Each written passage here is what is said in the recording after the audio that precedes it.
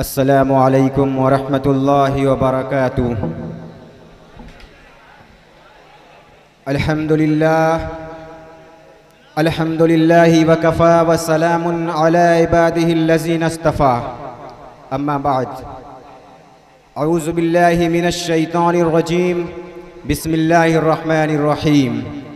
ورفعنا لك ذکرک، وقال النبی صلی اللہ علیہ وسلم: لا يؤمن احدكم حتى اكون احب اليه من ولده ووالده والناس اجمعين۔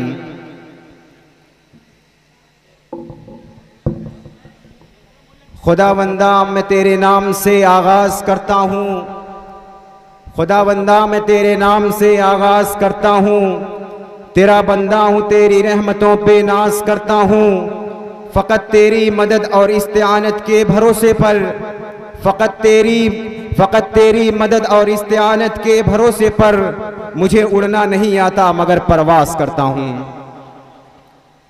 حضرات گرامی، سب سے پہلے میں تمام اراکین کمیٹی کی طرف سے اور تمام مہمانان خصوصی کی طرف سے آپ تمام حضرات کو عید الاضحیٰ کی مبارکباد پیش کرتا ہوں، اور رب کریم سے یہ دعا کرتا ہوں کہ اللہ تعالی ہم تمام کی قربانیوں کو قبول فرمائے۔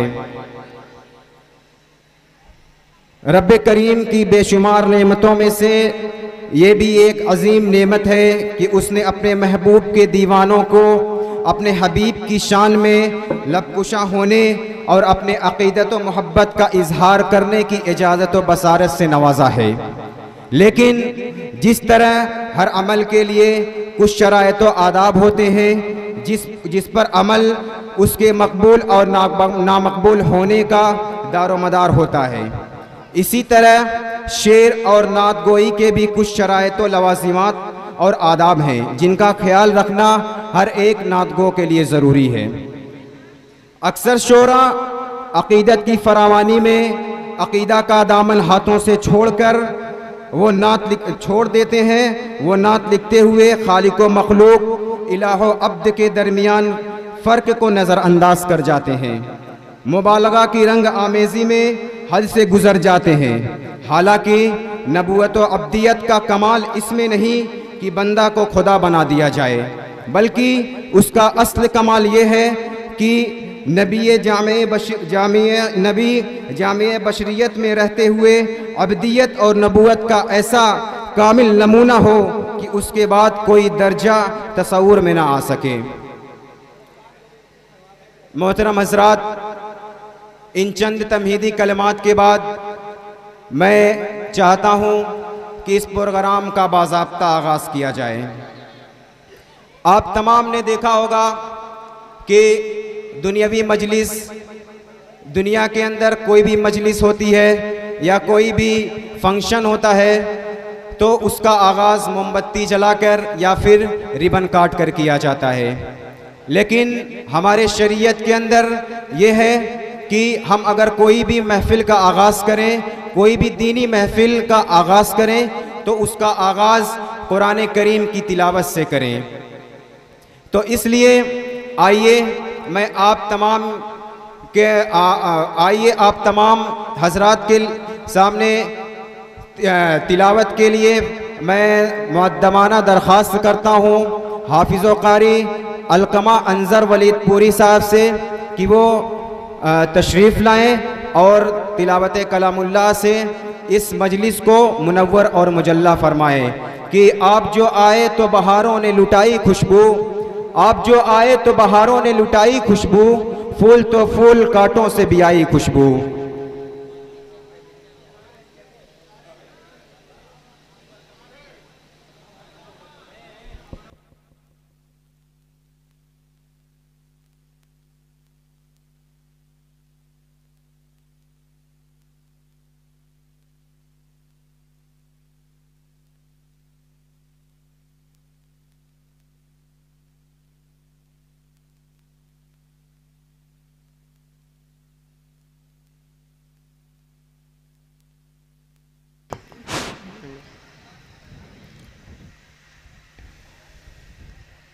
أعوذ بالله من الشيطان الرجيم.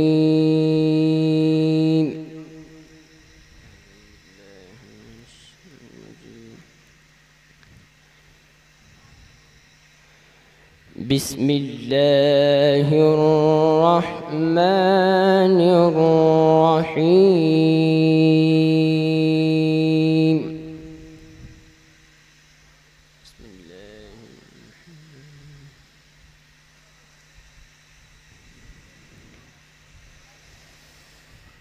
ما كان على النبي من حرج فيما فرض الله له،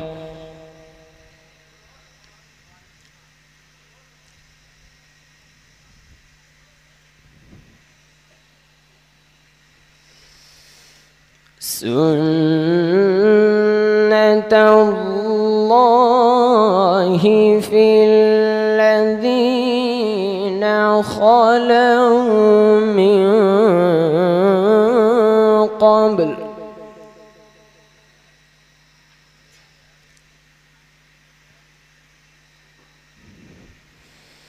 وكان أمر الله قدرا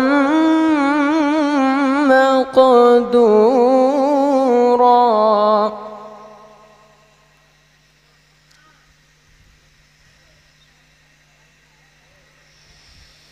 بسم الله الرحمن الرحيم.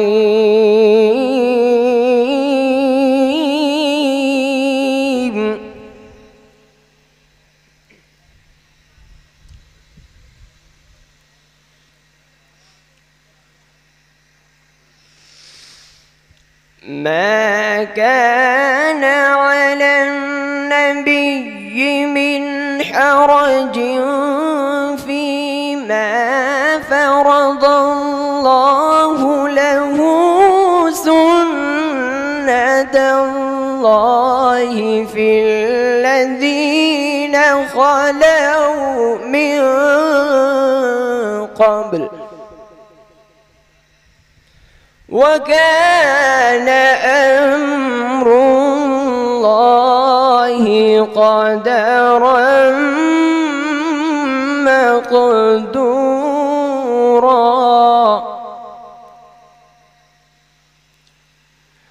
وكان أمر الله قدرا مقدورا.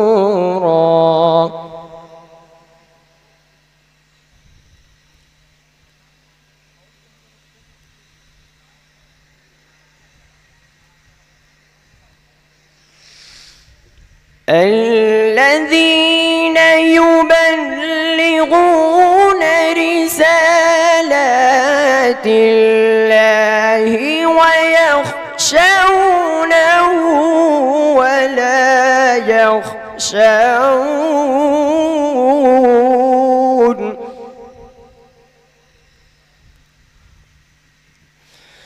ويخشونه ولا يخشون أحدا إلا الله،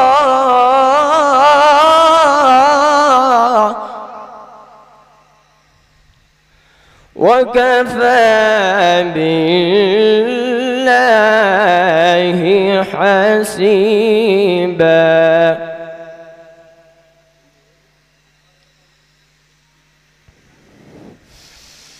ما كان محمد أبا أحد من رجالكم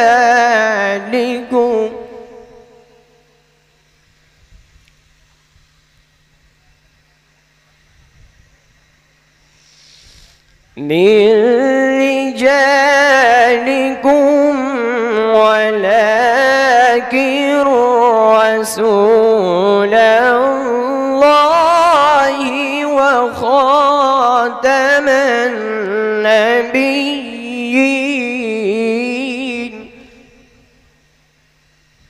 وكان الله بكل شيء عليما.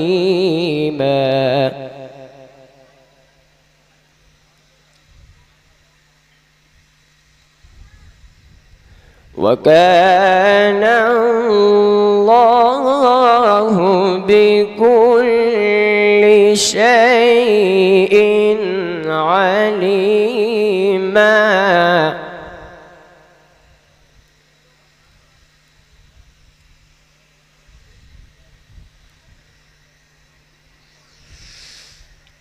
بسم الله الرحمن الرحيم. لإيلاف قريش إيلافهم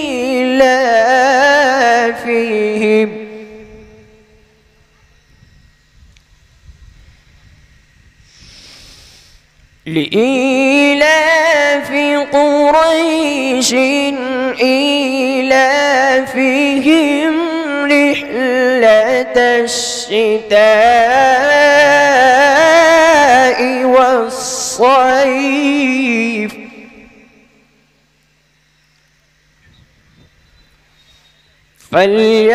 فليعبدوا رب هذا البيت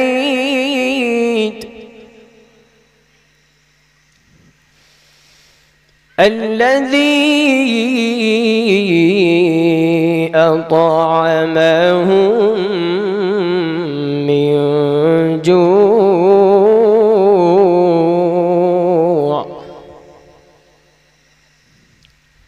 وآمنهم من خوف.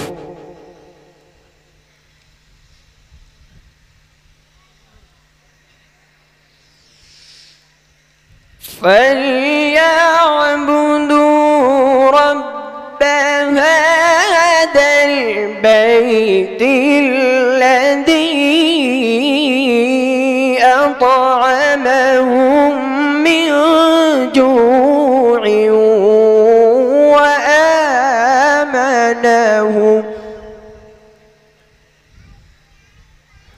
وآمنهم من خوف وآمنهم من خوف. صدق الله العظيم.